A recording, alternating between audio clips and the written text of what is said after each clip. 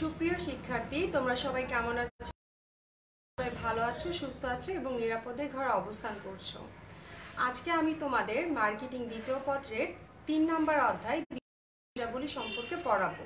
তো গত ক্লাসে বিপণন কার্যাবলী আমি কিছু অংশ পড়িয়েছিলাম, যে উৎপাদন পূর্ব কার্যাবলী, উৎপাদন পরবর্তী কার্যাবলী। আজকে যে অংশটুকু আমার বাকি রয়ে গেছে সেটা আমি কিছু চেষ্টা করব যে সৃজনশীল তোমাদের করিয়ে দেওয়ার জন্য। তো চলো আজকে আমরা ক্লাস শুরু করি।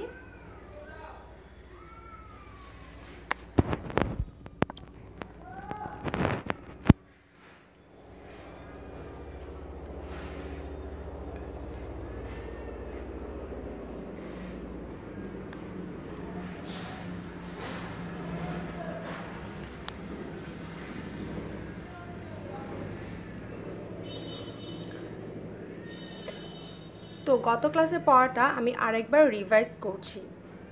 দেখো, এখানে বলা হয়েছে বিপণন কার্যাবলী কাকে বলে। তো দেখো, এখানে লেখা আছে ভোক্তার প্রয়োজন ও অভাবের সন্তুষ্টি বিধানের মাধ্যমে প্রাতিষ্ঠানিক উদ্দেশ্য অর্জনের লক্ষ্যে সম্পাদিত সকল কার্যাবলীকে বলা হয় বিপণন কার্যাবলী। বিপণন কার্যাবলী কাজগুলোকে টোটাল 3টা ভাগে ভাগ করা হয়। দেখো, প্রথমে দেওয়া আছে উৎপাদন পূর্ব কার্যাবলী, উৎপাদন পরবর্তী কার্যাবলী এবং বিক্রয় পরবর্তী কার্যাবলী। তো উৎপাদন পূর্ব মানে কোনো একটি পণ্য তৈরির আগে কি কি কাজ আমি করব সেগুলো এখন আমরা দেখছি। তো দেখো, উৎপাদন পূর্ব কার্যাবলীর মধ্যে কি কি রয়েছে: বিপণন পরিবেশ বিশ্লেষণ, বাজার তথ্য সংগ্রহ, পণ্য পরিকল্পনা উন্নয়ন এবং ক্রয়। তো গত ক্লাসে তোমাদেরকে ক্রয়টা পড়িয়েছিলাম। ক্রয় কি? ক্রয় হচ্ছে এমন একটি প্রক্রিয়া যার মাধ্যমে অর্থের বিনিময়ে বিক্রেতার নিকট হতে ক্রেতারা পণ্যের মালিকানা গ্রহণ করে। এবং গত ক্লাসে তোমাদেরকে আমি উৎপাদন পরবর্তী কার্যাবলীগুলোও পড়িয়েছিলাম। সেগুলো কি ছিল আমরা আরেকবার একটু দেখে নেই।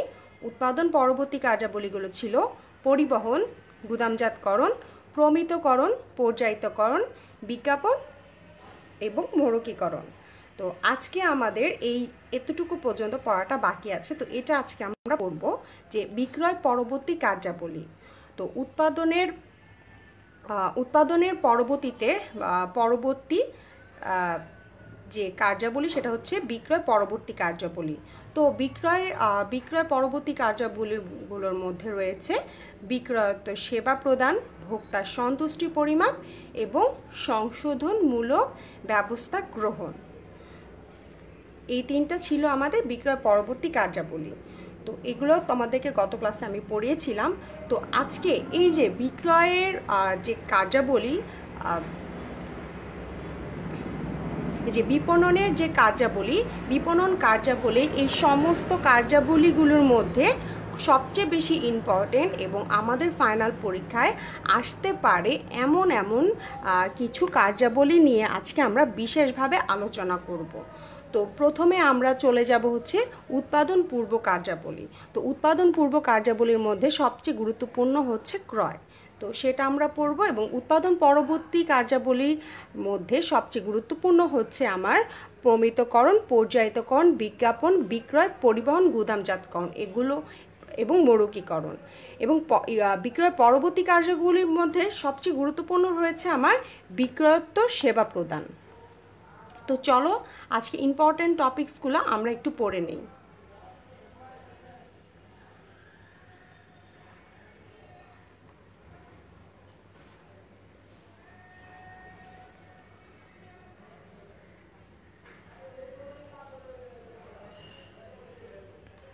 দেখো, প্রথমে এসেছে ক্রয়।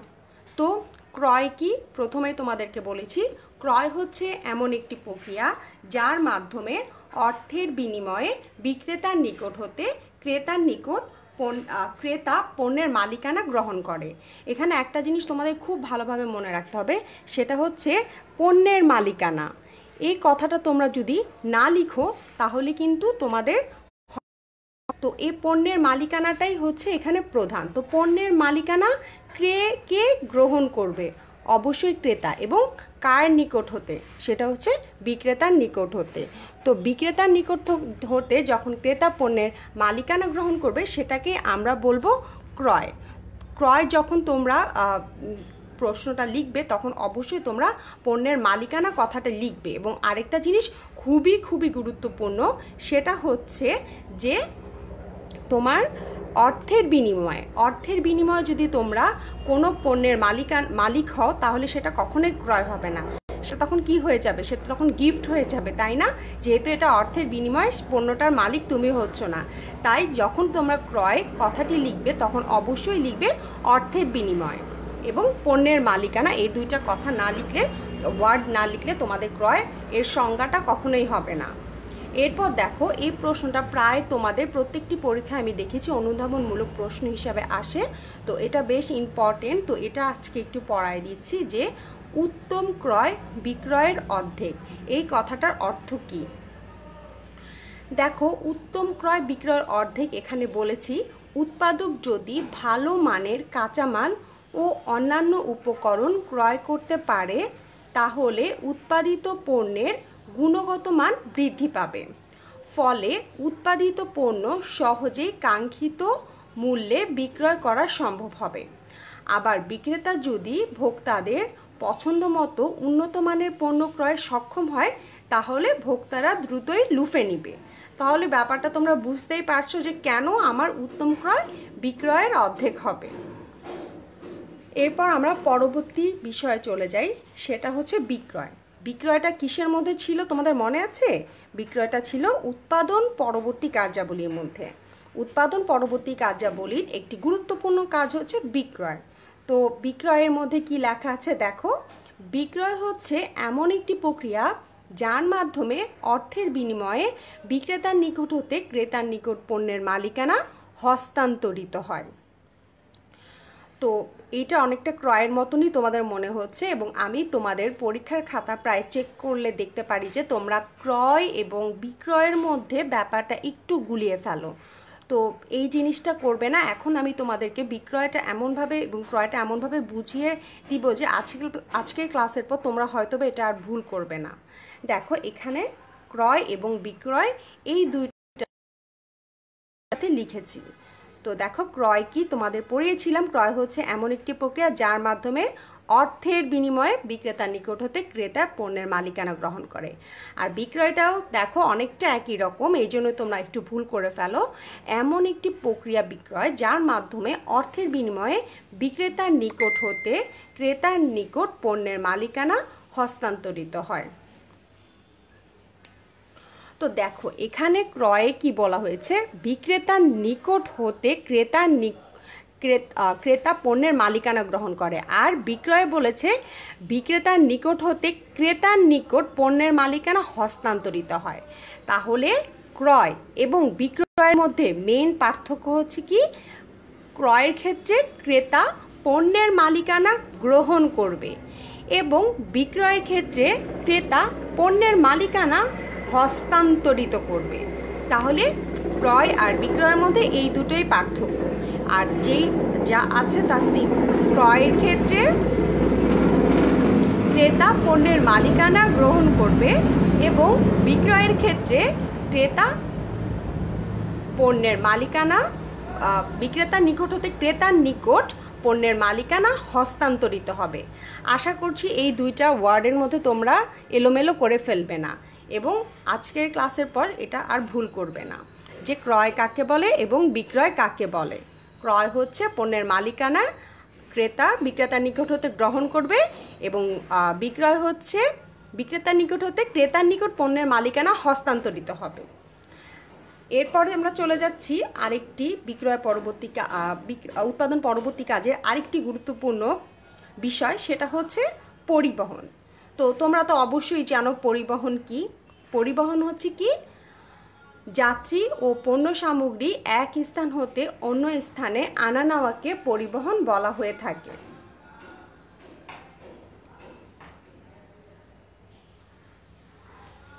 তো যখন পরিবহনের মাধ্যমে তোমরা পড়েছিলে যে পরিবহনের মাধ্যমে একটা উপযোগ কিন্তু সৃষ্টি হয়। তোমাদের মনে আছে সেটা কি?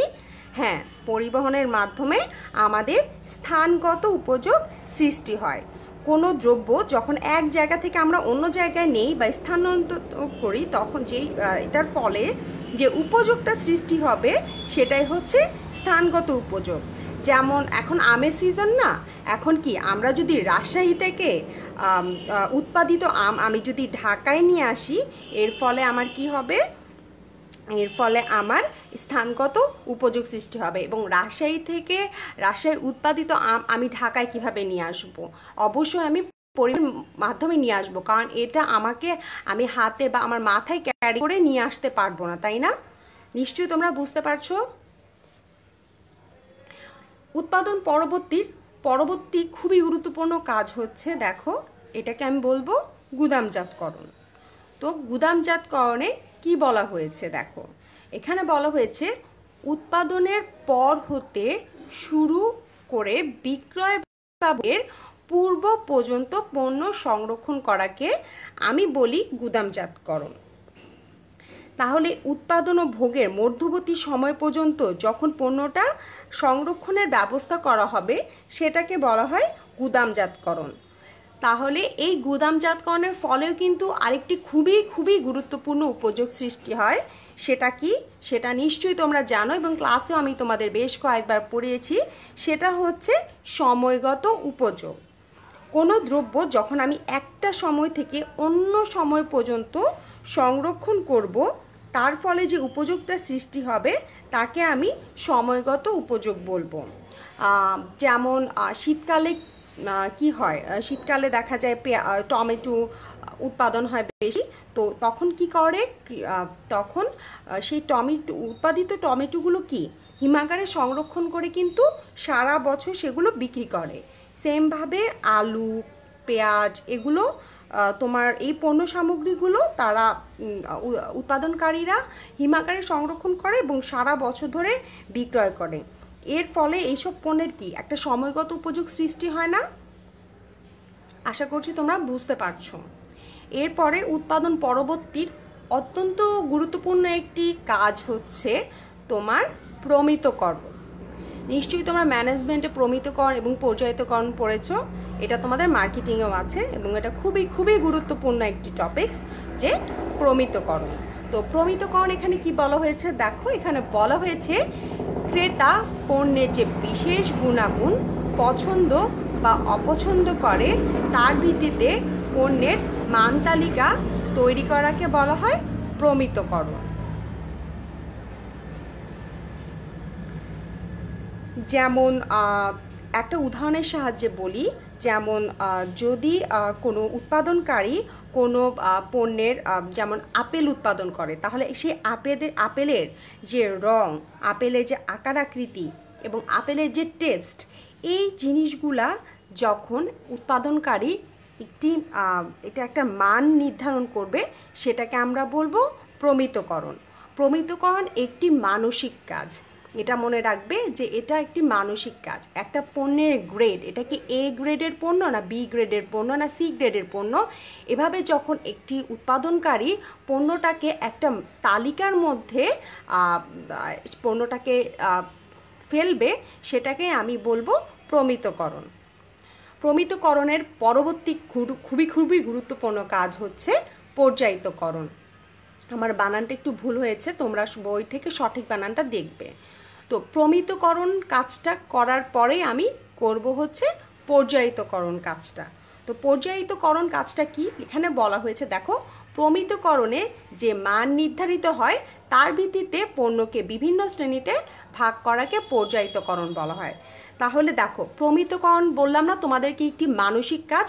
তো প্রমিতকরণে আমি পণ্যের যে মানগুলো বের করেছি, যে মান তালিকাটা আমি তৈরি করেছি, যে এটা কি ভালো পণ্য, খারাপ পণ্য না মাঝারি পণ্য, বা এটা কি এ গ্রেডের পণ্য, বি গ্রেডের পণ্য না সি গ্রেডের পণ্য, এই যে একটা মান তালিকা যে আমি তৈরি করলাম প্রমিতকরণের ক্ষেত্রে, সেই মান তালিকা অনুযায়ী আমি যখন পণ্যগুলোকে বিভিন্ন শ্রেণীতে ভাগ করব বা সাজাবো, সেটাকেই আমি বলবো পর্যায়িতকরণ।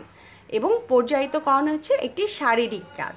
তাহলে প্রমিতকরণ হচ্ছে একটি মানসিক কাজ, যেখানে আমি পণ্যগুলোকে একটি মান তালিকা অনুযায়ী সাজাবো, একটি মান নির্ধারণ করব পণ্যগুলোর, এবং সেই মান অনুযায়ী যখন আমি পণ্যগুলোকে বিভিন্ন শ্রেণীতে আলাদা আলাদাভাবে ভাগ করে ফেলবো, সেটাকে আমি তখন বলবো পর্যায়িতকরণ। এরপরের পরবর্তী গুরুত্বপূর্ণ বিক্রয় পরবর্তী কার্যাবলী হচ্ছে মোড়কীকরণ। মোড়কীকরণ দেখো এখানে কি বলা হয়েছে, পণ্যের আবরণ বা ধারককে মোড়ক বলা হয়। তাহলে মোড়ক ডিজাইন, তারপরে উৎপাদন ও পণ্যের গায়ে যে একটা লাগানো থাকে যেই আবরণটা, সেটাকে আমরা বলে থাকি হচ্ছে মোড়কীকরণ। মোড়কীকরণ কেন করা হয়ে থাকে তোমাদের কি মনে হয়? মোড়কীকরণ করা হয়ে থাকে যে যাতে আমার পণ্যটা বাহিরের যে মানে ক্ষয়ক্ষতি, সেটার হাত থেকে আমি যে পণ্যটাকে রক্ষা করার জন্য এবং ভোক্তাকে সেই পণ্যটার প্রতি আকৃষ্ট করার জন্য মোড়কীকরণ করা হয়ে থাকে। তাছাড়া মোড়কীকরণের ফলে কি হয় দেখো, পণ্যের যে গুণগত মান সেটা কিন্তু বেশ ভালো থাকে। যেমন তোমরা বিস্কিটের প্যাকেটটা দেখো, বিস্কিটের প্যাকেটের উপরের মোড়কটা তোমরা একটু খেয়াল করলে দেখতে পারবে, ওরা এত আকর্ষণীয় এবং লোভনীয়ভাবে সেই প্যাকেটটা তৈরি করে যে দেখেই তোমার মনে হয় যে তোমরা বিস্কিটটা কিনতে ইচ্ছা করবে, এবং ওটার আবরণটা বেশ শক্ত হয় এবং ভিতরে এটাকে বেশ কয়েকটা র্যাপিং পেপার বা একটা প্লাস্টিকের কোনো কিছুর মধ্যে বিস্কিটগুলো রাখা হয়, যাতে কি বাহিরের আঘাত হতে সেই বিস্কিটগুলো ভেঙে না যায় বা কোনো ক্ষয়ক্ষতি না হয়। এবং এটা ভালোভাবে প্যাকেটটা করার ফলে কি হয়, বাইরের বাতাস লাগে না এবং বিস্কিটটা নষ্ট হয়ে যায় না। তো এগুলোই হচ্ছে মোড়কীকরণের কাজ। তার পরবর্তী খুবই গুরুত্বপূর্ণ উৎপাদন পরবর্তী কাজ হচ্ছে দেখো বিজ্ঞাপন। তো এখানে বিজ্ঞাপন বলতে কি বলা হয়েছে, এখানে বলা হয়েছে দেখো লেখা আছে, সুনির্দিষ্ট উদ্যোক্তা কর্তৃক অর্থের বিনিময়ে পণ্য, সেবা বা ধারণার নৈর্ব্যক্তিক উপস্থাপনাকে বিজ্ঞাপন বলা হয়ে থাকে। কথাটা খুবই কঠিন লাগছে তাই না, যে এত কঠিন কথা কি জন্য ম্যাডাম, এগুলো কি বলছে আমরা কিছুই বুঝতে পারছি না। কিন্তু একটু মনোযোগ দিয়ে দেখো, তাহলে ব্যাপারটা তোমাদের কাছে খুব ইজি হয়ে যাবে। এখানে বলা হচ্ছে সুনির্দিষ্ট উদ্যোক্তা। সুনির্দিষ্ট উদ্যোক্তা এই কথাটা দ্বারা বোঝানো হয়েছে যে নির্দিষ্ট ব্যক্তি বা যার পণ্য বাজারে আসবে সেই উদ্যোক্তা দ্বারা অর্থের বিনিময়। এই কথাটা কিন্তু খুব গুরুত্বপূর্ণ। বিজ্ঞাপন কিন্তু অর্থের বিনিময় ছাড়া কোনো কিছুর প্রচারণাটা কিন্তু বিজ্ঞাপন হবে না। অবশ্যই বিজ্ঞাপনের ক্ষেত্রে আমি অর্থের বিনিময় এই কথাটা আমার ব্যবহার করতে হবে। অর্থের বিনিময় ছাড়া কখনো বিজ্ঞাপন হবে না। তো অর্থের বিনিময়ে আমি কি করব, পণ্য, সেবা বা ধারণার নৈর্ব্যক্তিক উপস্থাপনাকে আমি বিজ্ঞাপন বলবো। তো এখন তোমাদের মনে অবশ্যই প্রশ্ন আসতে পারে, মিস এটা তো বুঝলাম যে সুনির্দিষ্ট উদ্যোক্তা দ্বারা অর্থের বিনিময়ে পণ্য, সেবা বা ধারণার কে আমি ধারণা দিলে সেটাকে আমি বিজ্ঞাপন বলবো, কিন্তু এখানে যে বলা হয়েছে নৈর্ব্যক্তিক উপস্থাপনাটা, তো এই নৈর্ব্যক্তিক উপস্থাপনাটা আসলে কি? হ্যাঁ, নৈর্ব্যক্তিক উপস্থাপনাটা হচ্ছে যেখানে কোনো ব্যক্তি উপস্থিত না থেকে পণ্য সেবা সম্পর্কে তোমাকে ধারণা দিবে, তোমাকে বলবে, তাকেই বলা হয় নৈর্ব্যক্তিক উপস্থাপন। নিশ্চয়ই তোমরা ব্যাপারটা বুঝতে পারছো। নৈর্ব্যক্তিক মানে এখানে কোনো ব্যক্তি থাকবে না, ব্যক্তি না থেকেই পণ্য সম্পর্কে তোমাকে ধারণা দিবে। যেমন আমি উদাহরণ দিই, তাহলে ব্যাপারটা তোমাদের কাছে অনেক বেশি ক্লিয়ার হবে। দেখো, আমরা টেলিভিশনে যে বিজ্ঞাপনগুলো দেখি সেখানে কি হয়, যারা তোমাদের বিজ্ঞাপন সম্পর্কে বলে তারা কি সরাসরি তোমার সামনে এসে বিজ্ঞাপন সম্পর্কে বলে? বা যখন টিভিতে তুমি বিজ্ঞাপন দেখো তখন কি লাইভে তুমি বিজ্ঞাপনগুলো দেখো? না, কখনোই দেখো না। তখন ওরা করে কি, এই বিজ্ঞাপনটা ওরা আগেই ভিডিও করে রাখে এবং সেই ভিডিওগুলো তোমাদেরকে তারা দেখায়। তো সেই আগে ধারণকৃত ভিডিওগুলো কিন্তু তুমি টেলিভিশনের মাধ্যমে তাদের কাছ থেকে দেখো বা পণ্য বা সেবা সম্পর্কে তুমি ধারণা নিতে পারো। ওখানে কিন্তু ব্যক্তি সরাসরি তোমার সামনে উপস্থিত থেকে পণ্য সম্পর্কে তোমাকে কোনো ধারণা দিচ্ছে না। তো এটাকে আমি বলবো নৈর্ব্যক্তিক উপস্থাপন। আবার দেখো, রেডিওতেও তো বিজ্ঞাপন আমরা শুনি, তো সেখানে কি আমাদের সামনে ব্যক্তি থাকে? না, সেখানে ব্যক্তি থাকে না, তার ভয়েসটা রেকর্ড করা থাকে এবং সেই রেকর্ডকৃত ভয়েসগুলোই আমরা শুনি এবং ব্যক্তি ছাড়াই আমরা পণ্য সম্পর্কে ধারণা পেয়ে যাই। তো আশা করছি তোমরা বুঝতে পারছো নৈর্ব্যক্তিক উপস্থাপনাটা কাকে বলে। তো আমি আরেকবার বলছি বিজ্ঞাপন কি। এখানে হচ্ছে বলা হয়েছে সুনির্দিষ্ট উদ্যোক্তা দ্বারা অর্থের বিনিময়ে পণ্য সেবা বা ধারণার নৈর্ব্যক্তিক উপস্থাপনকে আমি বিজ্ঞাপন বলবো। আবার তোমাদের বলে রাখছি এখানে খুবই গুরুত্বপূর্ণ হচ্ছে অর্থের বিনিময়ে।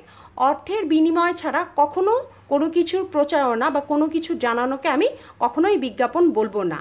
এবং বিজ্ঞাপনে অবশ্যই এটা নৈর্ব্যক্তিক উপস্থাপন হতে হবে, কারণ নৈর্ব্যক্তিক উপস্থাপন মানে হচ্ছে এখানে ব্যক্তি উপস্থিত না থেকেই পণ্য সম্পর্কে আমাদেরকে ধারণা দিবে। আশা করছি তোমরা বুঝতে পারছো। এরপরে গুরুত্বপূর্ণ কাজ হচ্ছে দেখো বাজার তথ্য। না, বিক্রয় পরবর্তীর আরেকটি গুরুত্বপূর্ণ কাজ হচ্ছে বিক্রয়োত্তর সেবা। তো বিক্রয় পরবর্তীর গুরুত্বপূর্ণ কাজ হচ্ছে বিক্রয়োত্তর সেবা। সেটা কি দেখো, এখানে বলা হয়েছে পণ্য বিক্রয়ের পরবর্তীতে ক্রেতা বা ভোক্তাকে যে সেবা প্রদান করা হয় তাকে বলা হয় বিক্রয়োত্তর সেবা। আমার বিক্রয়োত্তর সেবা বানানটা একটু ভুল আছে, তোমরা বই থেকে দেখে সঠিক বানানটা দেখে নিবে। তো বিক্রয়োত্তর সেবা এখানে বলা হয়েছে যেমন দেওয়া আছে গ্যারান্টি, ওয়ারেন্টি, হোম ডেলিভারি, তারপর সংস্থাপন, এগুলোকে আমি বলবো বিক্রয়োত্তর সেবা। তো এখানে দেখো বলা হয়েছে বিক্রয়ের পরবর্তীতে ভোক্তাকে যে সেবা প্রদান করা হয়, তার মানে তোমার যে পণ্যটা বিক্রি হয়ে গেল এবং বিক্রি হওয়ার পর পণ্যটা তুমি তোমার কাছে নিয়ে আসলে, তুমি তোমার বাসায় নিয়ে আসলে এবং পণ্যটাকে তুমি ব্যবহার করলে। পণ্যটাকে ব্যবহার করার পর কিছুদিন পর তুমি দেখতে পারলে পণ্যটার মধ্যে কোনো সমস্যা বা কোনো ব্যবহারে এমন কিছু প্রবলেম হচ্ছে যে তোমার এটা ব্যবহার করতে একটা প্রবলেম হচ্ছে, এমন কিছু ব্যাপার হচ্ছে। তো এই ক্ষেত্রে তুমি যখন পণ্যটা কিনবে তখন উৎপাদনকারী তোমাকে দেখবে একটা কার্ড দিবে বা কোনো কিছু তোমাকে বলবে যে এটার 5 বছরের ওয়ারেন্টি বা 1 বছরের গ্যারান্টি, এরকম এ ব্যাপারে একটা কার্ড দিবে। বা তোমরা যখন পণ্য কিনতে যাবে তখন কিন্তু তোমাদের অনেক সময় বলে যে তোমরা যদি এখান থেকে ফ্রিজটা কিনো তাহলে এটা সুবিধা হিসেবে তোমাদেরকে হোম ডেলিভারি দেওয়া হবে। তো এগুলোকেও আমি বলতে পারি বিক্রয়ের পরবর্তী সেবা। তারপরে দেখো অনেক সময় বলা হয়ে থাকে যে ফ্রিজ কিনলে যে এটার 5 বছরের গ্যারান্টি, 1 বছরের গ্যারান্টি দেওয়া আছে বা 5 বছরের এটা ওয়ারেন্টি দেওয়া আছে, যে এর মধ্যে 5 বছরের মধ্যে যদি কোনো ক্ষতি হয় বা কোনো পার্টস নষ্ট হয় এটা ওরা বিনামূল্যে এসে তোমাদেরকে এটার ঠিক করে দিয়ে যাবে।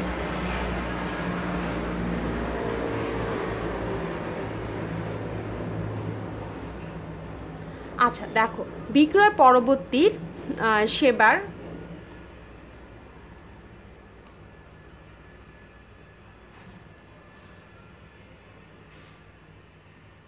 দেখো বিক্রয় পরবর্তী কার্যাবলীর এখানে প্রথমটা তো আমি তোমাদের পড়ালাম বিক্রয়োত্তর সেবা প্রদান, এবং পরেরটি হচ্ছে দেখো ভোক্তার সন্তুষ্টি পরিমাপ। তো ভোক্তার সন্তুষ্টি পরিমাপ এখানে কি বলা হয়েছে যে দেখো কোনো পণ্য থেকে প্রাপ্ত সুবিধার সাথে তার প্রত্যাশার তুলনা করে ভোক্তার মনে যে আনন্দের অনুভূতি সৃষ্টি হয় তাকে ভোক্তার সন্তুষ্টি বলা হয়। যেমন তোমরা যদি কোনো মোবাইল ফোন কিনো, সেটা ব্যবহার করার পর তোমরা যা ভেবেছো যে ফোনটা ব্যবহার করতে তোমাদের যতটা ভালো লাগবে বা এটা তোমাদের যতটা সার্ভিস দিবে তার থেকেও বেশি যদি ভালো ফোনটা সার্ভিস তোমাদেরকে দেয়, তাহলে তোমাদের মনের মধ্যে যে একটা আনন্দের অনুভূতি সৃষ্টি হবে না, সেটাকেই আমরা ভোক্তার সন্তুষ্টি পরিমাপ হিসেবে কাউন্ট করব বা এটা বিবেচনা করব। আর লাস্টেরটা দেখো কি বলা হয়েছে সংশোধনমূলক ব্যবস্থা গ্রহণ। সংশোধনমূলক ব্যবস্থা গ্রহণে বলা হয়েছে যে ভোক্তার সন্তুষ্টি পরিমাপের পর ভোক্তার প্রত্যাশা অনুযায়ী বিপণনকারীকে যদি তার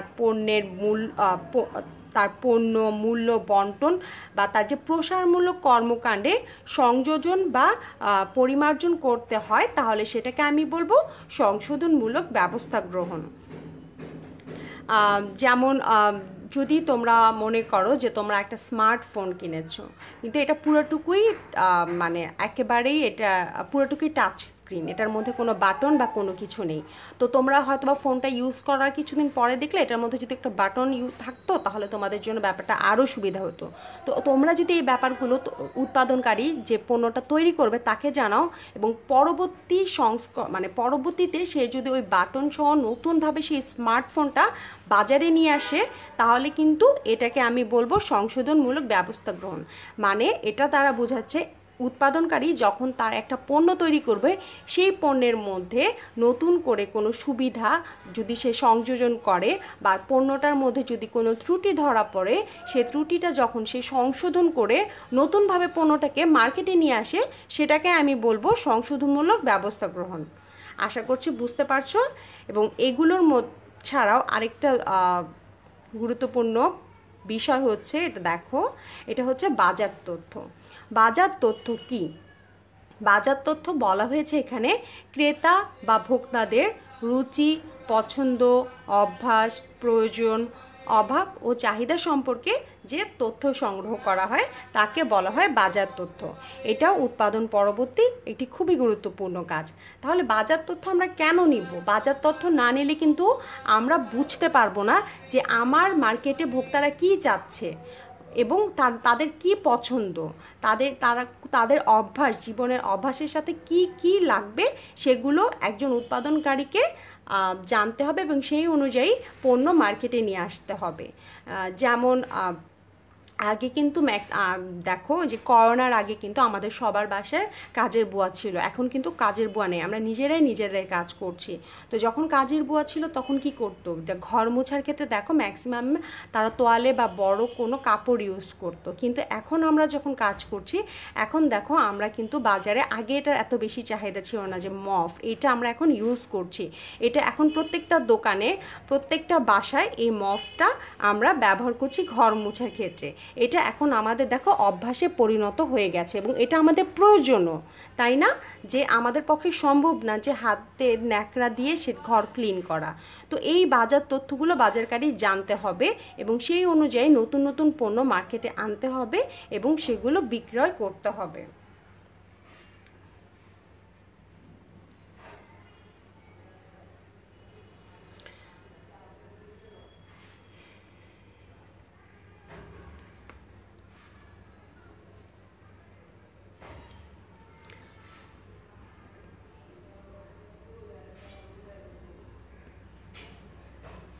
তো তোমাদেরকে আমি আরেকবার একটু দেখিয়ে দিচ্ছি বিপণন কার্যাবলী কি এবং আরেকবার আলোচনা করছি এবং পরবর্তী ক্লাসে তোমাদের আমি বিপণন কার্যাবলীর এই অধ্যায়টা শেষ, এটার মধ্যে আর কোনো কিছু নেই।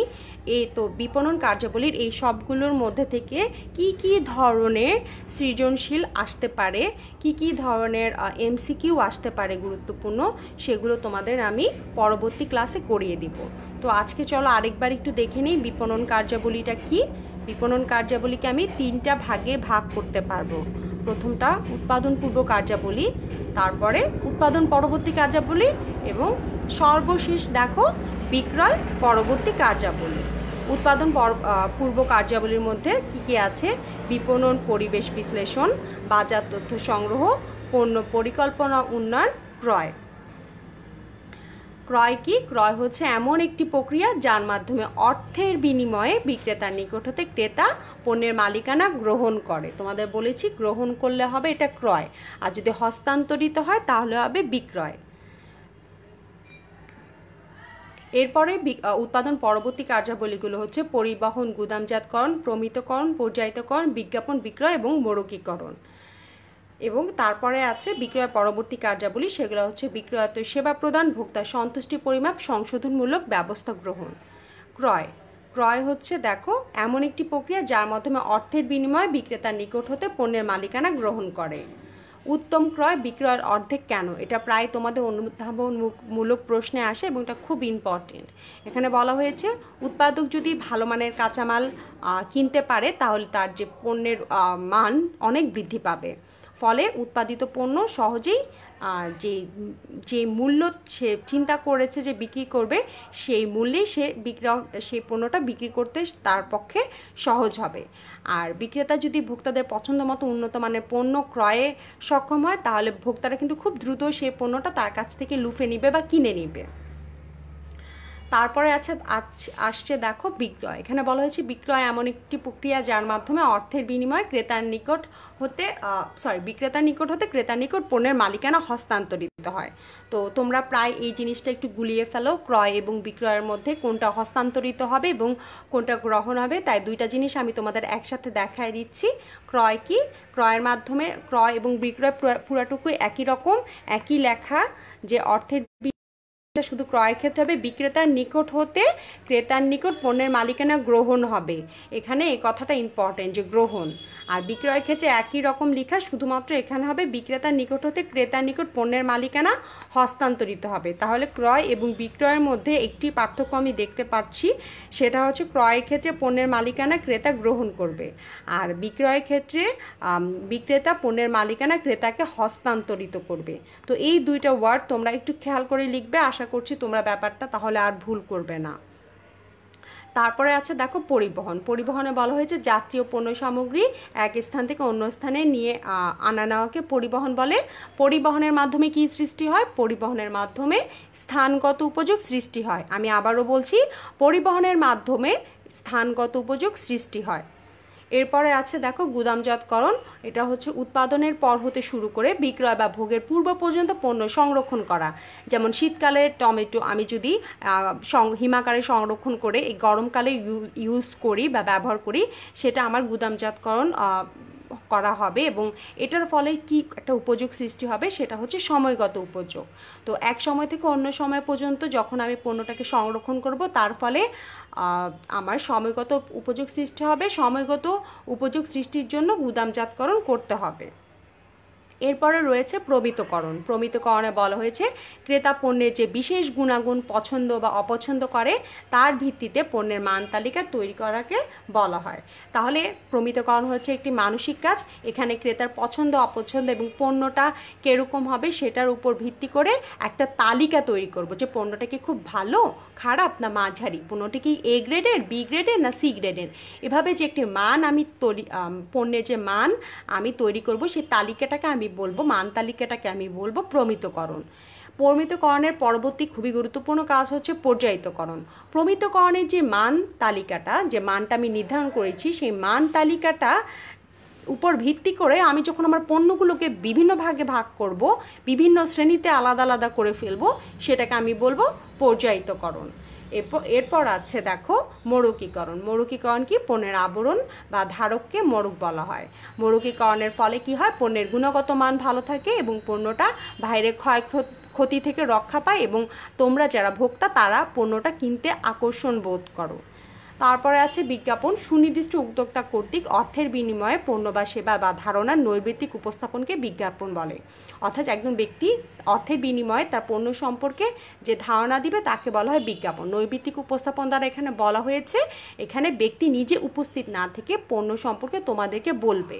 তো ব্যক্তি নিজে উপস্থিত না থেকে পণ্য সম্পর্কে তোমাদেরকে কিভাবে বলবে? অবশ্যই টেলিভিশনে আগে থেকে ভিডিওটা ধারণ করা থাকে, সেই ধারণকৃত ভিডিওর মাধ্যমে পণ্য সম্পর্কে তোমরা ধারণা পাও। রেডিওতে আগে থেকে ভয়েসটা রেকর্ড করা থাকে, সেটার মাধ্যমে তোমরা শুনে সেটা সম্পর্কে ধারণা পেতে পারো।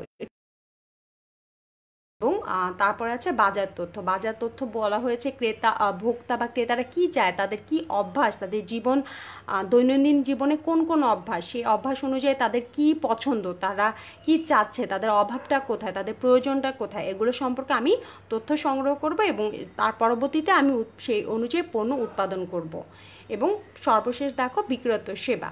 তো পণ্য বিক্রয়ের পরবর্তী ক্রেতা বা ভোক্তাকে যে সেবা প্রদান করা হয় তাকে বলা হয় বিক্রয়ত্ব সেবা।